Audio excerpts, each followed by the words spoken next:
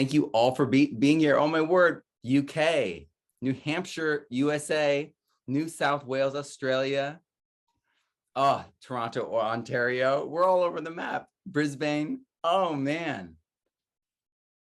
It is great to see so many people here from all over the world. And this is really so important because this affects everyone, what we're going to talk about today, all over the world. And I feel like your work, the talk, is exemplary of this in this whole conference. I've heard a lot of people say, like, this is the best talk I've heard so far. This is the talk that resonated the most with me. This is what I needed to hear. And it is a linchpin. It literally is a linchpin. The ocean is the linchpin to all of this. But your talk was the linchpin to this whole concept of regenerating the earth. So I am just so deeply honored to have you here and to hear and learn from you, and to include you all, everyone here that is with us live, and everyone that will be watching this on replay. Well, thank you, Matt. It's great to be here today. And thanks so much for the opportunity to really articulate what we can do in the oceans with marine permaculture and sea forestation. Absolutely. Do you want to, would you like to introduce yourself? I'm happy to. I'm Brian von Herzen with the Climate Foundation here in Queensland, Australia. It's a beautiful sunny morning here. Charles is also in Queensland this morning. I recognize him. And from around the world, we're working in the Western Pacific to regenerate life in the ocean, one step at a time, with marine permaculture, and ultimately be the global diaspora that will effectively spread the regeneration of life and kelp forests and seaweed forests around the world, and help to regenerate the several thousand kilometers of kelp forest that we've lost over the last 100 years and more. It's really about food security, enough food not only for humanity but for nature, and ultimately measuring the carbon export that these forests can provide. Just like leaves falling to the seafloor, to this forest floor, the kelp forest sheds its leaves to the seafloor, and in the deep sea, that represents a sustainable carbon sink that lasts for centuries.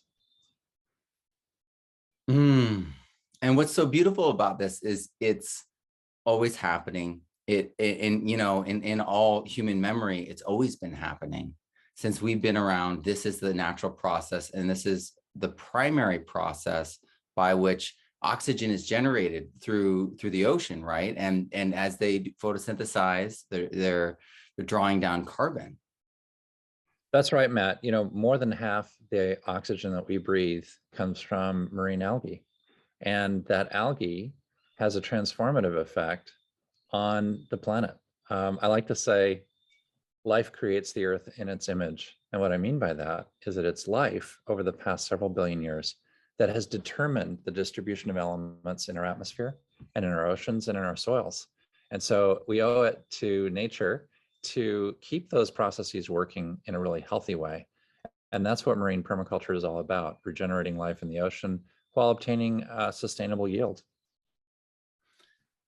I love it. One of the stories that really resonated with me that is on your website about Azolla, I think is so empowering, and also a little bit of a warning, right? A little bit of a warning there, but so empowering to know what can actually happen and already has happened. That's a really good point. Azolla represents one species in what we're calling freshwater permaculture. And here in the hinterlands of the Sunshine Coast of Queensland, we have the largest swimming lake in the Southern Hemisphere, to my knowledge. It's called Lake Gula. It's part of the Wood 40 Folk Festival. And people, I think hundreds of people, if not thousands, were enjoying it just over the holidays during bush time. And I think there'll be more events planned later this year. What's significant about it is that this swimming lake, which was created just 2 or 3 years ago, uses natural systems to remain clean. I was swimming there just yesterday, and I've got to share with you what's amazing is that we have plenty of freshwater algae growing. We've got reeds and ferns. We have forage fish like the sea mullet that have been transplanted there, and they grow. They don't reproduce in freshwater, but they grow there. Small, tiny minnows. And then 2 or 3 resident Murray River cod, which are just beautiful fish. And they're like 2.5 feet long now. Over the last year or two, they've grown. and they're just thriving in this lake. And then the legendary lungfish, we see them every week or two.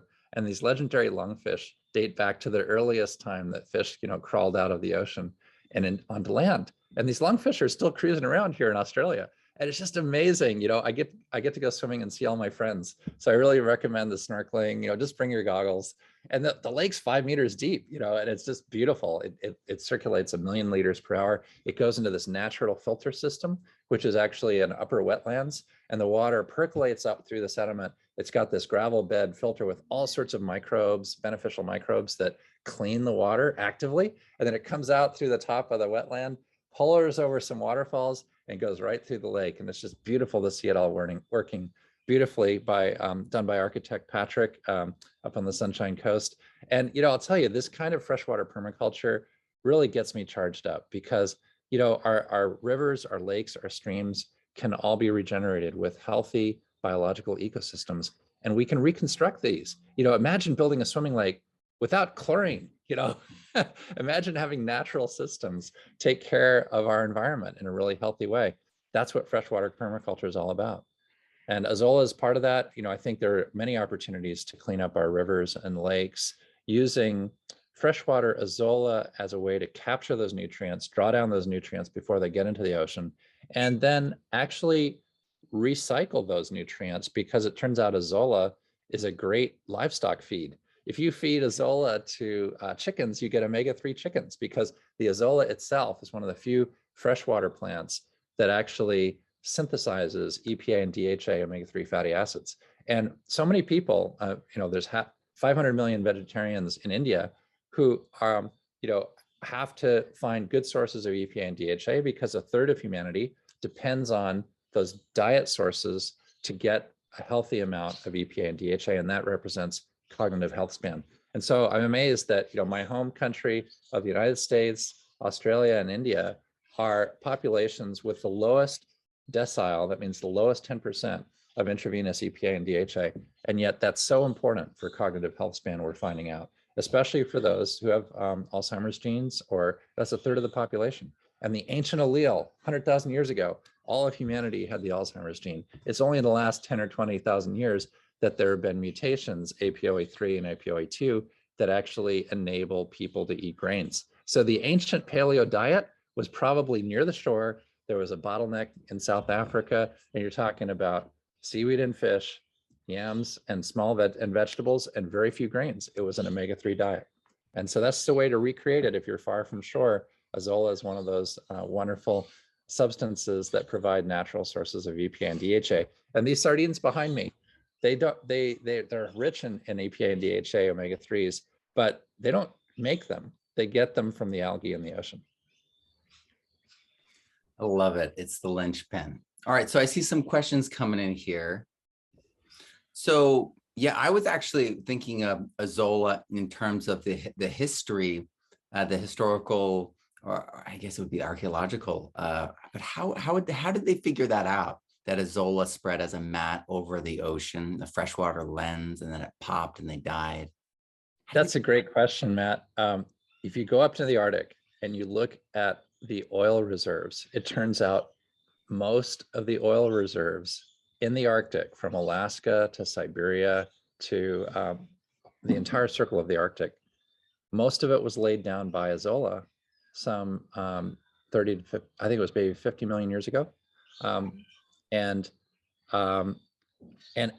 you look at the fossils, you actually look at the microfossils under a microscope, and they found out that most of that oil was laid down by Azolla. And it happened during something called the Azolla event, which you can look up on Wikipedia.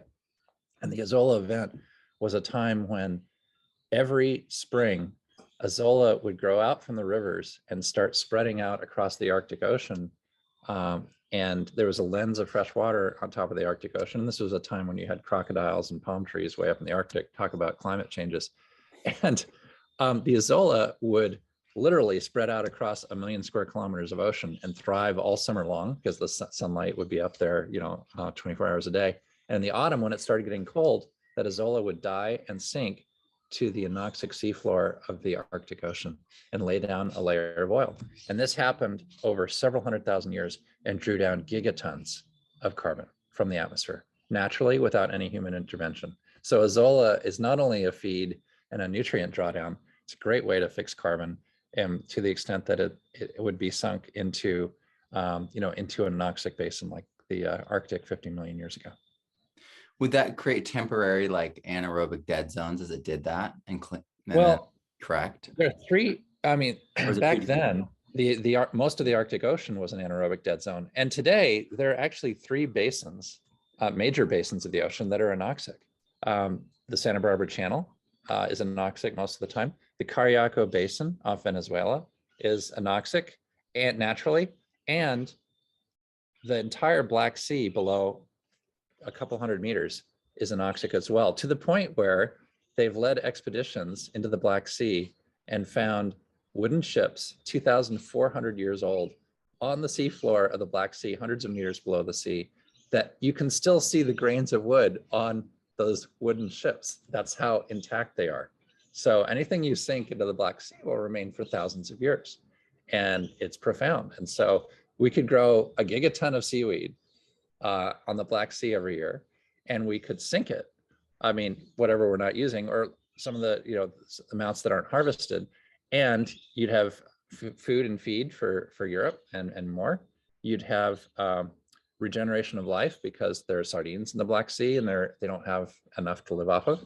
And finally, you'd have huge amounts of carbon export that would not be at risk of altering an anoxic environment substantially. Whoa, this is incredible.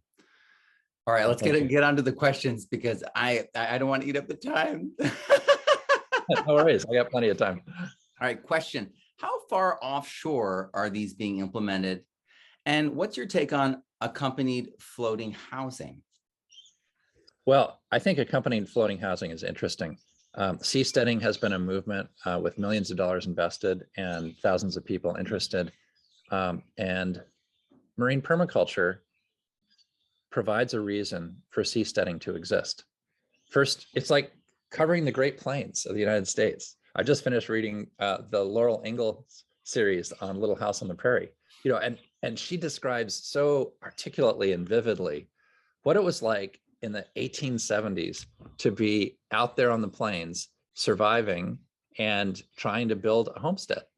And that homestead, it would take years, if not decades, to really establish economic sustainability there.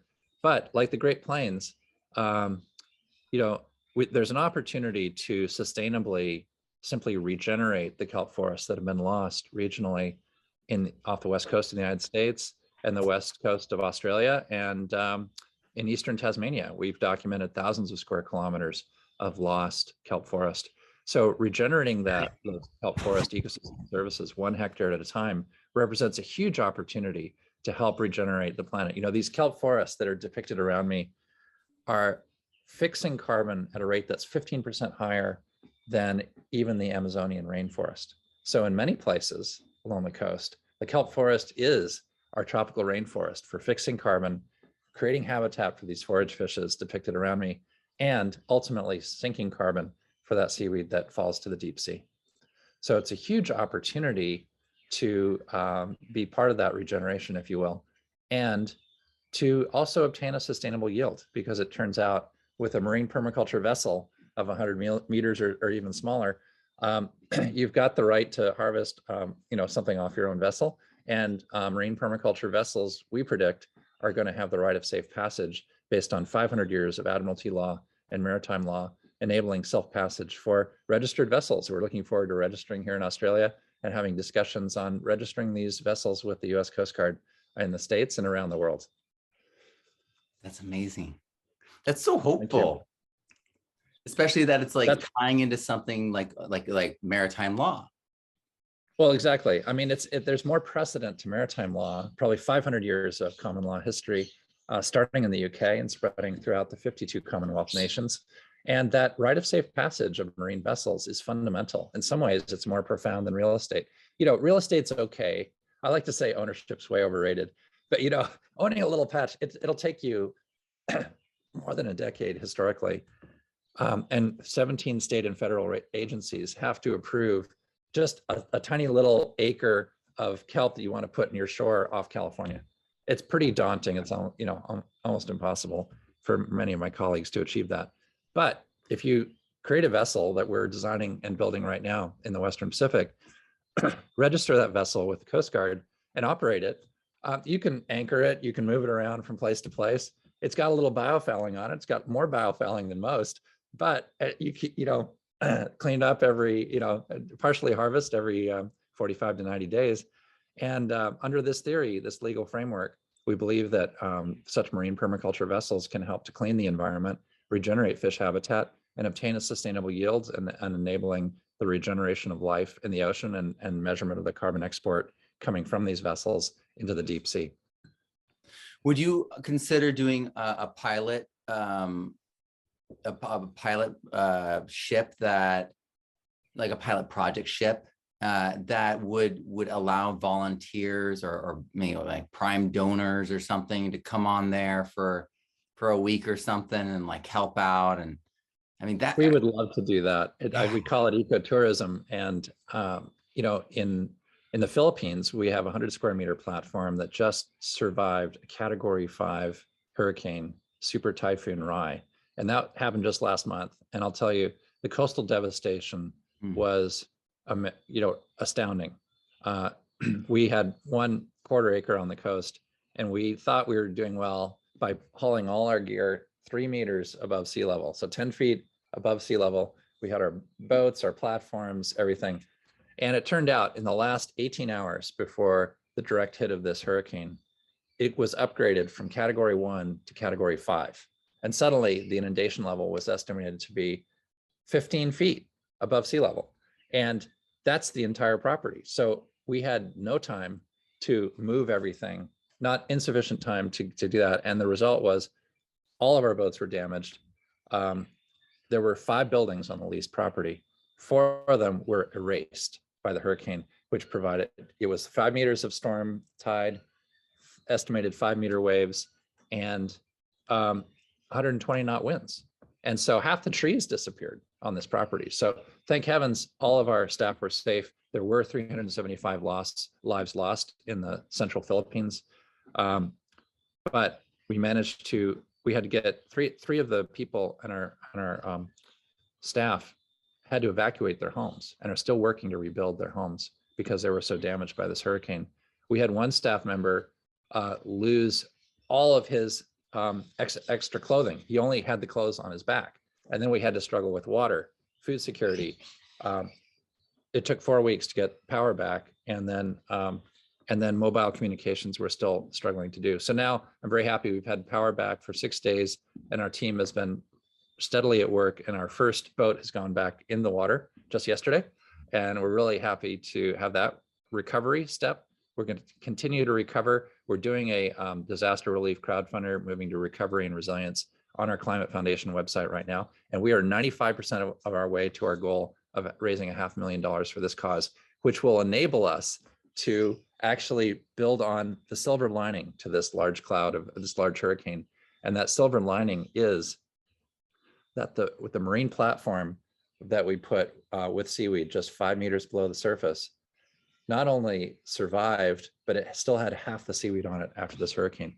And if you go just 5, if you want to outrun a hurricane, the best way to go is down. You go down deeper, and that hurricane, it's got the sea. You've got the calmness of the sea underneath all those waves, and all underneath all that wind. So the 100 square meter seaweed platform survived, and half the seaweed was still on it. And so to me, that's our guiding light for the future. And that is, there are going to be more and more of these severe hurricanes. We have 250,000 subsistence seaweed farmers who had to completely disrupt their seaweed farms and weren't even able to get it back because their boats have been damaged.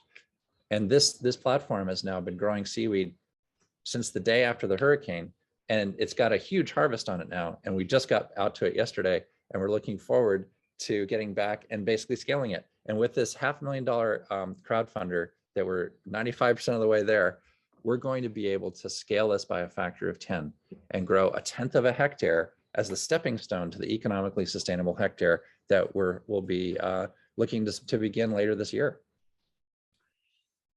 That's incredibly hopeful.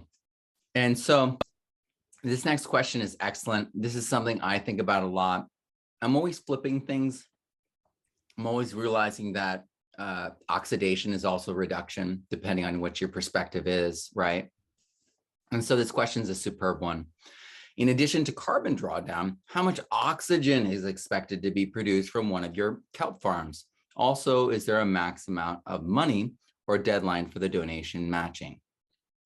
Oh, yes, there's no maximum or minimum. The full amount is dollar for dollar matched all the way up to $500,000. So we're really fortunate to have such wonderful benefactors helping us and providing that dollar for dollar matching, which means really it's a crowdfunded campaign. We've had thousands of contributors over the last 3 years provide incredible support for this effort, because ultimately it's about regenerating life in the sea, and it's about enabling the ocean to thrive once again. I'll tell you, this has happened historically once before, this warming and the stratification. It was called the Permian mass extinction.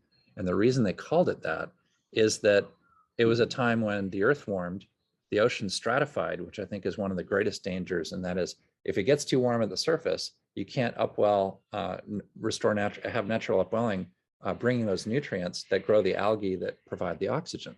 And so it's all this big ecological cycle.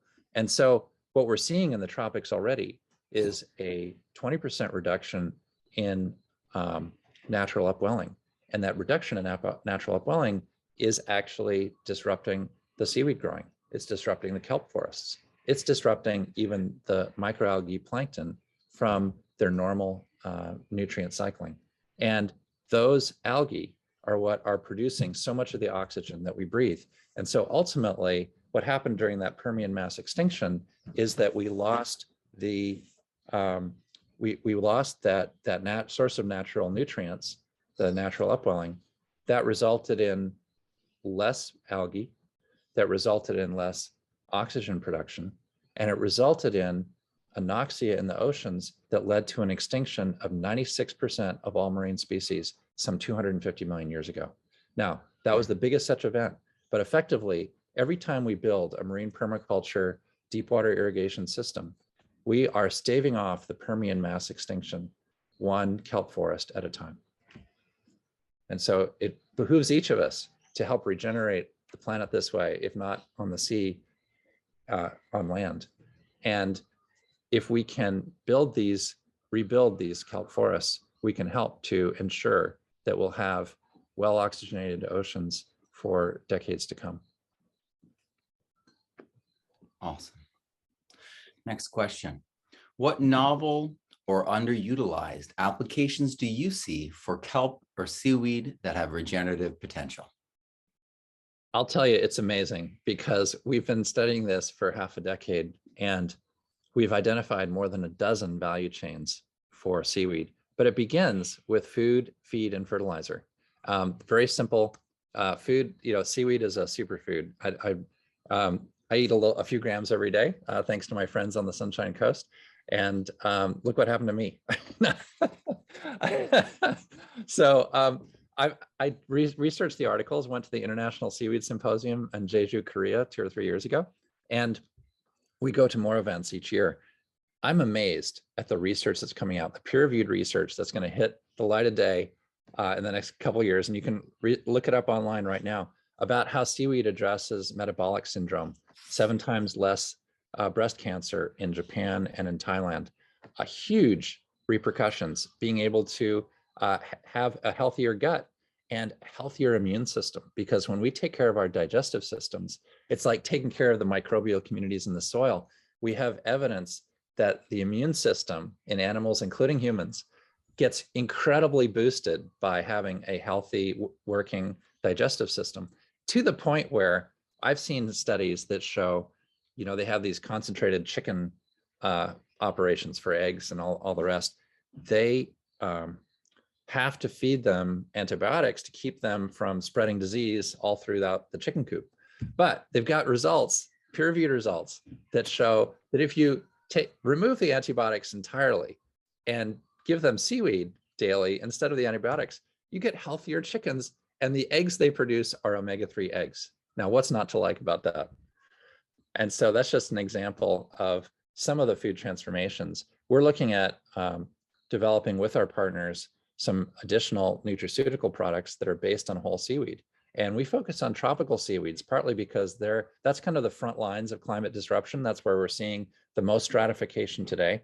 And even the subtropics, like off of Queensland, as far south as Tasmania, we've seen 90% of the kelp forest go away because the water's too warm and the nutrient levels are too low. And that kelp forest is being decimated. Same thing off Northern California, where more than 90% of the Nerecistus kelp forest has been devastated as well. And I just talked with my colleagues up on Vancouver Island in British Columbia in the last 12 months. And they said, you know, since 2016, we've lost most of the Macrocystis kelp forest off of the wild coast of Vancouver Island even.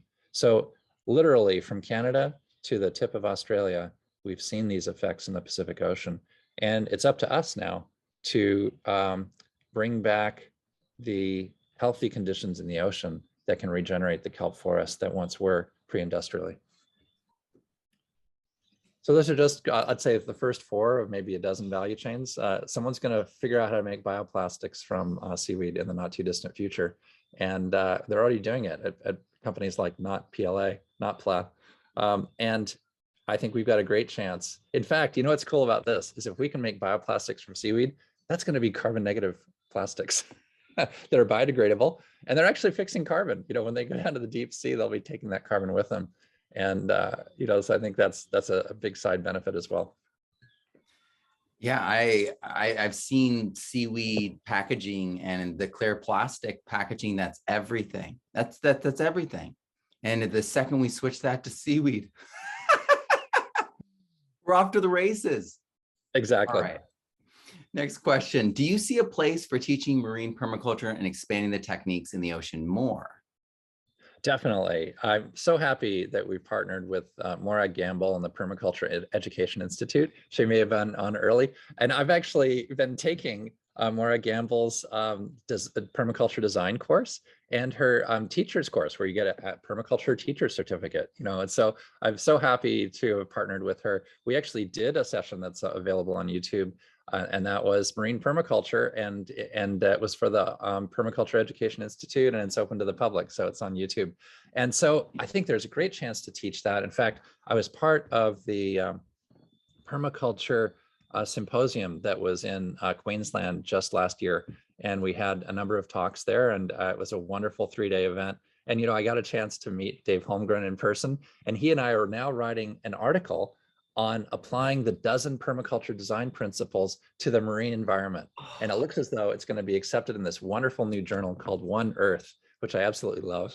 And that One Earth is by Cell Press, and it's going to be talking later this year about how profoundly the dozen design principles of permaculture apply to the kelp forest. And what Dave told me is, you know, his teacher and partner, I'm sorry, why am I missing the name now? The founder of permaculture with Dave Holmgren was Bill Mollison. Bill Mollison, thank you. In the 1960s, Bill was down in Tasmania, and it was actually his study of the kelp forest off eastern Tasmania that led him to the insights of permaculture. He was watching the birds and the sea mammals and the kelp forest and the fish all interacting, and this highly complex and thriving ecosystem with hundreds of species inspired him to think about how man could fit into that context, how humanity could actually be part of that kelp forest ecosystem. And he applied it to the terrestrial rainforest of Tasmania, and really was famous for understanding, you know, how do the marsupials thrive in the forest and get their habitat and food and everything and coexist so peacefully. And that was the inspiration then for permaculture. And so literally it started in the sea, in the thriving kelp forest of Tasmania, it went to the land, and now marine permaculture is bringing those principles back to the sea and saying, how can we regenerate? Those very kelp forests have been decimated, 95% lost. And I've been diving there the last couple of years. There's no kelp forest left there. because the water's too warm, the nutrient levels are too low, and these forests are living on the front lines of climate disruption. Marine permaculture brings back and restores the deep water irrigation that we've demonstrated just last year over 12 months of collaboration with the University of Tasmania. We actually set out some macrocystis kelp trees right next to, ironically, a fish pen that had higher nutrient levels as a proxy for what we would do with deep water irrigation. And those seaweeds grew 10 times the biomass of the control seaweeds with only surface irrigation. So we know that if we provide the nutrients as occurred in previous centuries, they will come. These kelp forests will come back. And so we are sending in a proposal to do just that with a pilot scale 100 square meter marine permaculture to the Blue Economy Cooperative Research Center this year, that over the next couple of years will demonstrate that that works. We hope to build these platforms in Queensland that really mimic and replicate what we've already done in the Philippines at 100 square meter level. And this year, with your support and the support of thousands of others, get to 1,000 square meters, and that's 1/10 of a hectare. And once we get that in place, we have a one of our philanthropists said, once you demonstrate this milestone at 1/10 of a hectare, we'll pledge the first $1 million towards doing a $3 million first hectare system that we hope to get started on later this year. And with that in place, we're talking with financiers about building a sustainable business model, getting the cost of these platforms down below $1 million. And we expect to get nearly $1 million in fish and seaweed every year from these platforms in the future, which means it'll be practical and economic for families to own and operate a marine permaculture platform, a hectare, and every farmer in the Philippines is allowed a hectare of seaweed farming. And in Indonesia, there's 250,000 seaweed farmers in the Philippines and 2.8 million seaweed farmers in Indonesia that need this technology because they used to be able to produce seaweed almost year round. And now it's like 5 months, less than half the year of production, because the water's too warm, the nutrient levels are too low, and we need that deep water irrigation to get things back on track and enable these subsistent seaweed communities to get back to thriving once again. Awesome.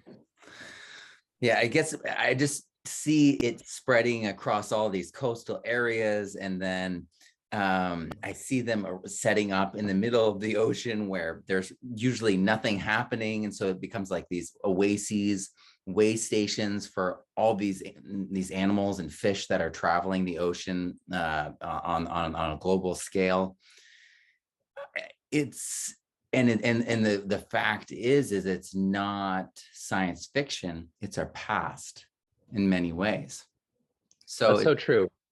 Yes. Yeah. We look to nature to for the historic examples, and by that I mean geologic history, of what occurred pre-industrially and what occurred before humans were on the planet.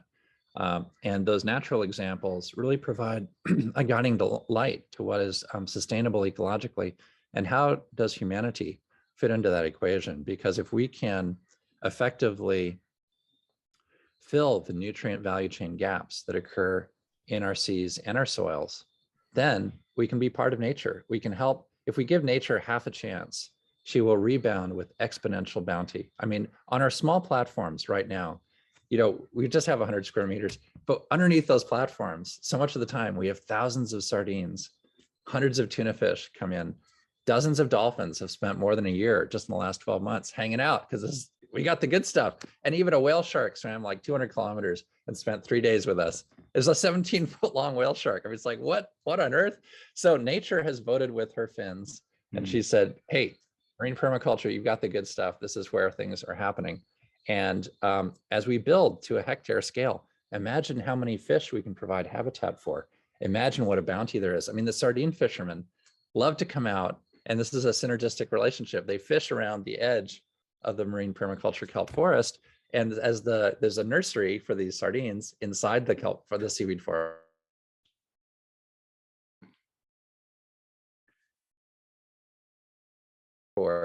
Of marine preserves, we used to call them marine permaculture arrays, MPAs, because MPAs provide marine protection too. It's a marine protected area. inside that seaweed forest. And so by having this balance of marine protection and sustainable yield, sustainable harvesting, that produces a really wonderful combination. That's what we aim for, whether it's small fish and sardines or the seaweed itself, which can provide food, feed, and fertilizer for the world's masses without any fresh water and without any land area. And to further that, as we reestablish these areas with kelp forests, they are storm mitigation as well. So these storms that are getting worse and worse every season with the heating of the water will be cooled off, but then there's a physical action that they take where they're absorbing. They're like shock absorbers. Is that correct? Yes, that's true, especially for the kelp forests in temperate latitudes. They can help to attenuate waves and rough water, and that can have a profound effect on the shoreline. I would say between the kelp forests and the seaweed forests and the coral reefs, these are the natural buffers against major storms. And our colleagues at MIT and elsewhere have shown that in a warming world, we can expect more and more of these category 4 and 5 storms. And the profound effect is that each one will have a devastating zone of direct hit area where it can really devastate the environment. But when you have more and more of them, a larger and larger area will get devastated by these. They're not just going in one place, they'll hit one place than the other. And so that means that more and more of our coastlines are having to face these storms, and they're going to higher and higher latitudes. So areas like New Zealand that doesn't normally see much in the way of tropical cyclones is getting more and more of these. And we've seen them go all the way up towards Greenland. There have been these hurricanes that have gone, tracks all the way up to Greenland, and they're still, hurricane force. Now, way up in that far north, they don't call them hurricanes, they call them storms, but they're still hurricane force winds, and they're still bringing excess amounts of heat and moisture directly into Greenland and causing it to accelerate its melting. So we've got to address this. And I think, as we build the marine permaculture and it provides upwelling, that upwelling can actually deprive the hurricane of its fuel. So if we had 1,000 marine permacultures offshore Florida, we could probably protect major areas of Florida coastline from the worst effects of the hurricanes by just reducing that hurricane intensity by 1 category, or maybe by just 10 knots. The damage goes as the cube of the wind speed. So a 10% lower hurricane speed means 30% less damage, which turns a $3 billion hurricane into a $2 billion hurricane and keeps it insurable. Or in the case of Houston, a $180 billion hurricane becomes a $120 billion hurricane. So the real challenge here is at some point in the near future, Florida will become uninsurable and not reinsurable. And so by enabling the reinsurance industry to continue to provide reinsurance to Florida, we can protect some of the $11 trillion in real estate on the Gulf Coast and the East Coast of the United States alone, as just one example. Not to mention Bangladesh and other places where you've got tens of millions of people living within these flood zones, need to be protected in similar ways to ensure that their climate can continue and that we can continue to have stability in our civilization and avoid tens of millions of additional climate refugees. Just a side note, when kelp, like bull kelp, when it's on the surface, is there, do they increase evapotranspiration? Because trees are doing that. They're creating that upwelling of moisture and VOCs and other things that are stimulating the rain. Are the kelp forests stimulating the rain? Indirectly, there are some significant effects. Algae in the ocean produce a very simple natural molecule called dimethyl sulfoxide. And DMS and DMSO have been found to, Sir James Lovelock helped to discover that DMS and DMSO are produced by plankton forests and other algae forests. And this is actually a gas that goes from the sea to the air. And it then with ultraviolet light, those little DMS molecules collect and form tiny little sulfate particles. And those sulfate particles produce clouds. And so it turns out the algae in the ocean actually help to seed clouds, that marine stratus cloud layer that you see off of California. that's largely made by plankton in the ocean. In other words, those little tiny sulfate particles seed the clouds, help to create that marine layer, and do something that we call marine cloud brightening. And that marine cloud brightening is responsible for reflecting more sunlight back into space and keeping the planet cool. And so it has a profound effect on the rain cycle and the water cycle from the sea to the land and back to the sea again. That is so incredible. DMSO, dimethyl sulfide oxide, that's what people use as a muscle and skin solvent to deliver medicines. Amazing. That is saved my amazing. wife's life. Yeah. Wow, that's huge. Wow. And it's this natural molecule that, has been around for hundreds of millions of years and is something that, the plankton actually use it to balance their osmotic pressure and do so with the zero ionic strength. So the cell can continue to operate and it's balanced against the ravages of the sea, if you will, or the salinity of the sea. And so that is important for the life functioning of those cells. But then after those cells transpire or expire, that DMS goes into the air and is part of the marine cloud cycle. That's absolutely incredible. I gotta add that to my book. Excellent. All right, so this is a question that I've seen in several places. Folks want to get involved. They want to get involved so bad that they want to know if it's possible to do kelp like in a tank at their house. I think so.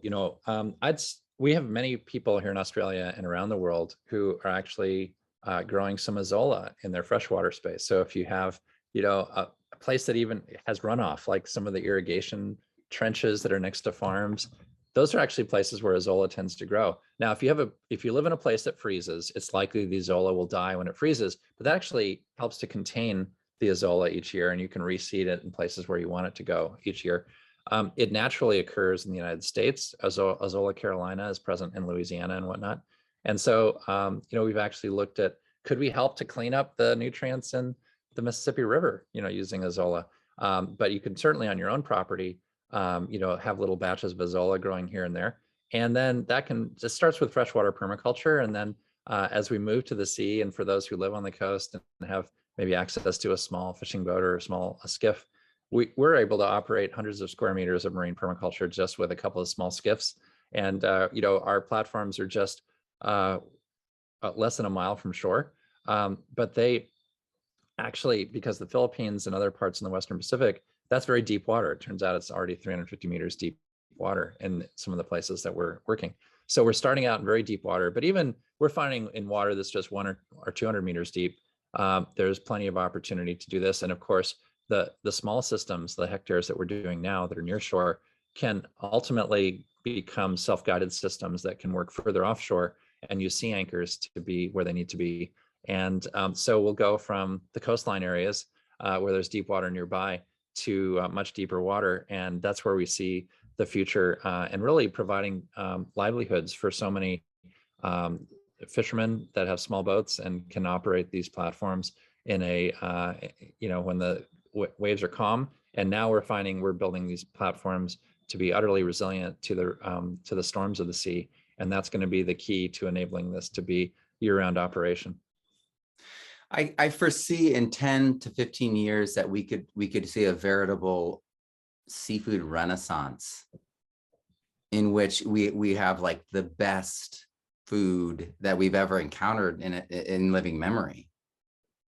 I think you're right about that. I was just reading a book, I think Bill Gates published it, on what we need to do to address getting to zero and getting beyond zero to drawdown. And in agriculture, it's fairly difficult because right now we are highly dependent upon synthetic nitrate fertilizers historically.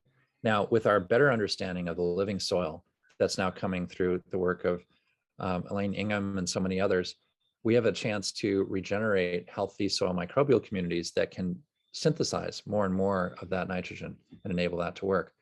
The seaweed foliar biostimulants that we're developing and providing to rice farmers and others around the world, those seaweed foliar biostimulants are actually improving the efficiency of uptake of nitrate, so that with 20% less nitrate, whether it's provided by microbes or artificially, you can sustain the yield of crops with 20% less nitrogen. That's huge, because 20% less nitrogen means that it took less energy to produce that nitrogen. And it also produces 20% less nitrous oxide, which has 260 times the greenhouse gas potential of carbon dioxide. And so that means we've got less emissions and all the rest. Bill Gates said, well, it's really hard to avoid all those emissions and getting to zero because we've got livestock, they have enteric emissions of methane. But it turns out you feed the livestock some seaweed and those livestock produce less and less methane. So that's another huge cycle. So what we thought was going to be unavoidable emissions with agriculture turns out maybe not the case, because seaweed is helping the livestock, seaweed is helping the soil, and seaweed is helping the plants upregulate their gene expression and more efficiently uptake the nitrogen that is provided. So we see this as part of a all-one, one earth approach to actually improving agriculture. And then the other aspect is the mariculture we do in the sea vegetables that are part of our sea forestation, don't have that problem, because when we provide a little deep water irrigation, those nutrients are taken up by those plants, by algae. And when we fix carbon and fix phosphorus into those seaweeds, we're actually collecting a multiple of carbon dioxide over and above the amount that gets upwelled when we bring up the phosphorus. So it's nominally a zero-sum game. We bring the nutrients up, the phosphate gets used by algae, and it goes back down at about the same ratio for microalgae. But the macroalgae seaweeds actually have 2 to 8 times more carbon for every phosphorus molecule. That means there's a net carbon export, and any phosphorus that's tied up in these seaweeds before it's sunk to the seafloor represents a blue carbon sink that is going to be sustainable for centuries. And so we see that as a guiding light to do carbon negative mariculture, in this case, that can feed the world, regenerate life in the ocean, and provide a net carbon export to the deep sea. I'm so excited about it because it is the most powerful pathway. When I first read it, I had to go and find like 10 other articles and journals to tell me it again, over and over again, that aquatic plants sequester carbon at an order of magnitude higher than terrestrial. And it's like they're in a nutrient bath. It's a 360-degree nutrient bath, you know, and so that makes sense. But I never really, and this was years ago at this point, but I never really understood the true power of the ocean. And permaculture, you know, there was no protocols for the ocean. And so I stepped into this space 5 years ago and started educating myself. Seasteading is one of the books that I read, and then the information that just like the power there, the imperative there, because it is our oxygen, because if it goes anoxic, it's something we can't actually fix. If the ocean, like, it's too big, it's got too much momentum. So we can nudge it in the right way now. And the only way to do that I've seen in all my research properly and at the level and scale of the problem that we face is your solution, marine permaculture. So Well, I feel forever indebted to you, Brian. Oh, it's my pleasure. You know, I think we've got an opportunity. I feel so fortunate that I was born into a marine, a family by the sea. My father was an oceanographer, and he taught me to snorkel and free dive and to love the ocean. You know, I would have marveled as a child to watch him, go free diving and stay down for 2 minutes at a time. And it's like, how does he do that? And over time, he taught me to do that and to learn to love the ocean. And I was able to see over the last 50 years, I've been able to witness an incredible bounty of the sea. I can remember diving off Baja with what I want to call a carpet of beautiful sardines. And these forage fish were so immense, there were millions of them, that you couldn't even see the seafloor. And for scuba diving, they would form these giant schools that would actually be so many of them, you couldn't actually see the surface of the ocean. They became, like when you're swimming through it, it's like you're in a sphere of fish and they're around you. And it's just amazing. And having the opportunity to witness that, and the great Goliath groupers from the Caribbean and the Pacific this abundance of life is enormous. And, I think the United Nations has said that we risk by 2050 having more plastic than fish in the ocean. There are many people working on less plastic, and we are choosing to work on more fish because we're going to need that to feed the world and regenerate life in the ocean. And we think that is a profound challenge. And really, these marine permaculture platforms can help to regenerate the fisheries in a sustainable way that, quite frankly, can't be harvested by normal fishing methods. So it's a balance between forestation and on the edges fishing, and that helps the fishermen and it helps the entire ecosystem. So it's a chance to be part of the regeneration, and we're looking forward to developing the first sustainable economic model for this over the next coming months with our stepping stone platform and our full hectare platform after that. And with that in place, we're hoping to really collaboratively launch the marine permaculture industry, which we expect to be able to provide sustainable offshore seaweed mariculture for and feed billions of people that are going to need it, because we've got climate disruption today. This is about getting us back on track and getting us to a sustainable future that'll be resilient to the climate disruptions of the future. And by building that climate resilient agriculture and mariculture, we can actually help the earth and the planet get back to a healthy climate. Absolutely. Thank you so much. If you have been here this whole time, thank you so much. I think we're going to do one more question, and then we're going to do the giveaway. Please, in the chats, please thank Dr. Brian von Herzen for being here, for sharing so much with us, for bringing so much hope and inspiration. And it's amazing, I mean, I practice visualizing in my meditation, the reforestation of the West and key line design and bringing back the wetlands. But there's something about seeing these arrays in the ocean scale that is a different, it's a different piece to the puzzle that without it, it's an empty page. So thank you for providing us with visuals, with understanding and hope that will carry through. All right, so thank you, Matt. Oh, you're so welcome. We're just so excited that you're here and sharing all this. All right, so last question: does Azolla work just as well as kelp for agriculture and horticulture, or that is it limited to saltwater seaweed? No, I think they both do help. There are, the Azolla is actually a symbiosis between a freshwater fern and a marine microalgae called Anabaena. And that marine microalgae that's living inside the cell of the Azolla reproduces with the Azolla, and it is actually making the EPA and the DHA, and it's making all that great material, and it's a symbiosis. And so there is a synergy going on. It's a bit of the ocean inside each cell of the Azolla.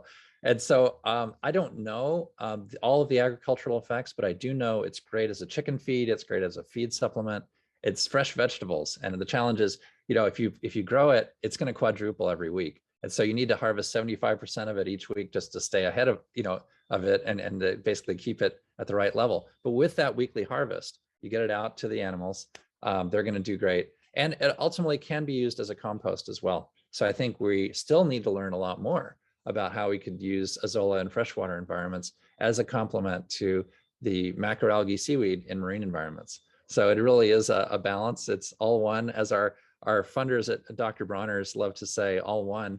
And I'm so happy we've had several years of support from companies, including Dr. Bronner's, that have really helped to support marine permaculture and have it be part of our integrated future on land and in sea to regenerate a healthy climate in our lifetimes. And that's what we're here for.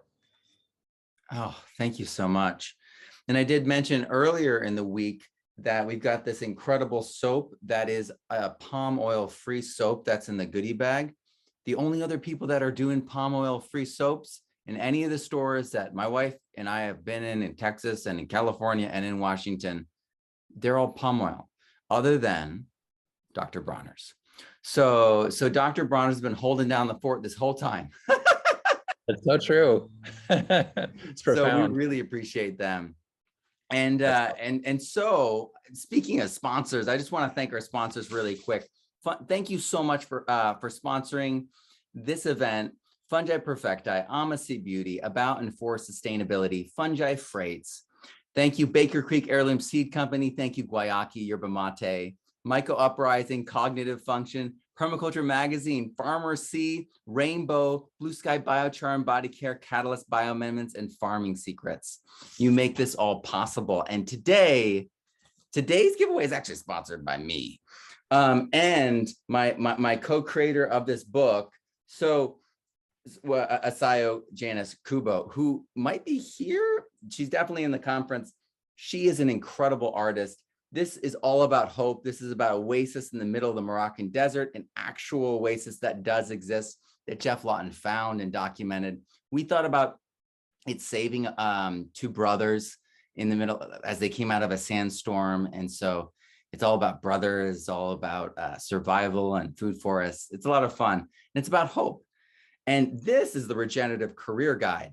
And this right here has seaweed farming in it. So I wanted to include this in today because there are so many regenerative careers in so many different areas. And you might be drawn to the ocean. You might be drawn to seeds and farming or working with animals. And you may be working with bees or alternative power, but all of it is going to tie in to the ocean. All of it, if it truly is regenerative, is going to help the ocean. And so all of it connects. And as we've heard today, the ocean is caring for us all, whether we realize it or not, and it is there to fix so much of the problems that we face. It's this holistic solution, whether it's hunger, whether it's pollution, the high CO2 levels, the lowering oxygen levels in certain areas, all of the above. Just like the soil is the linchpin for all terrestrial systems, the ocean is the linchpin for all systems. So I just want to, I'm going to add myself to the pin here. I just want to showcase these right here one last time, and then drum roll. I'm going to see if this person's still here. All right, Leanne A, are you still here, Leanne? I think folks know, Leanne, I think is here. Congratulations, Leanne. You won.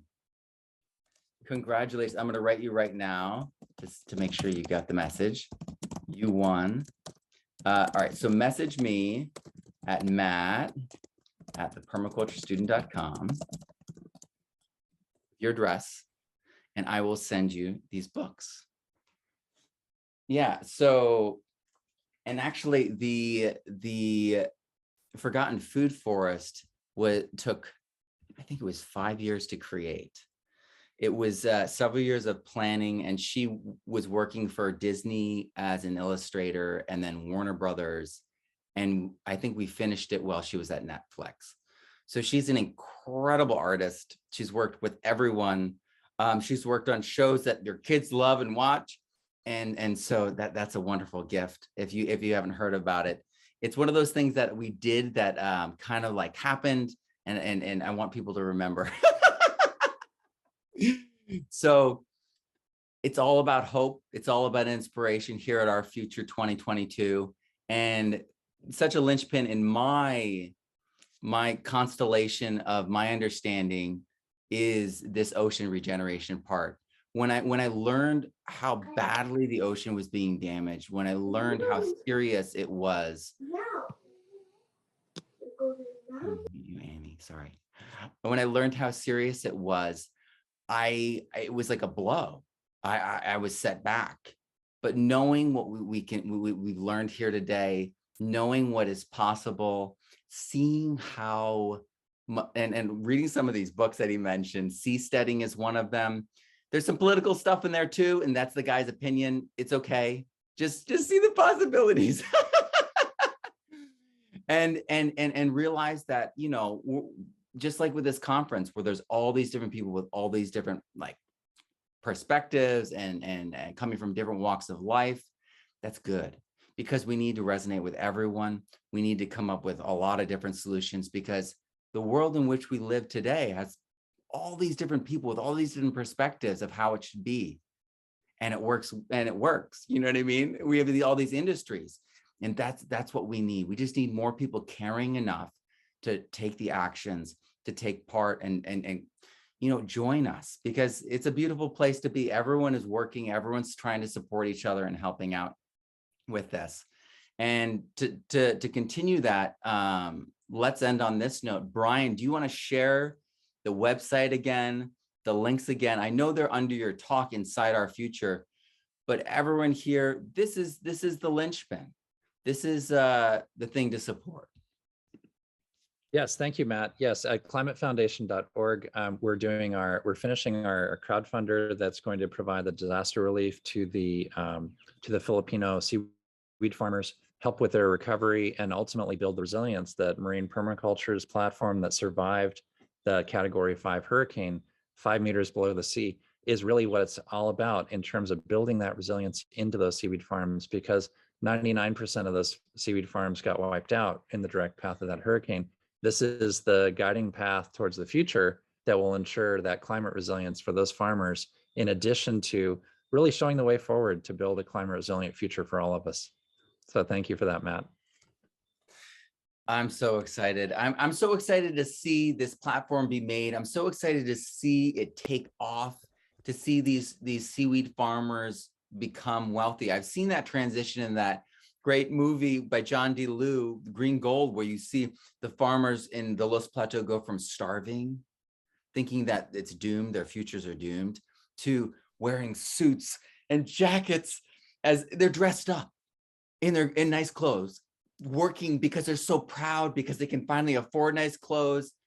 This is what we're talking about. You are making the opportunity, you're creating the opportunity for these people to be the heroes of their own stories, and to live out a dream that for some of them hasn't even been formed yet. So bless your work. Thank you so much. And thank you everyone for being here. It is so great that we're all here together. We're all excited about this. Please share those links below on social media. Let's get this out there, everyone. Let's share all these links, talk to your friends about it, spread the inspiration and hope, because we know the solution now. We know what's possible. Nature's leading the way. It's already been done. It's already been demonstrated. We just got to follow in the footsteps, make it happen. And beyond that horizon is a completely different world, a new day. And I am so excited to see it with you all. Thank you for being here. I'm Matt Powers. Grow abundantly, learn daily, and live regeneratively. And I'll see you tomorrow for more videos. Thank you, Matt. It's a real pleasure. Oh, thank you so much. Have a wonderful evening, everyone, and a wonderful day.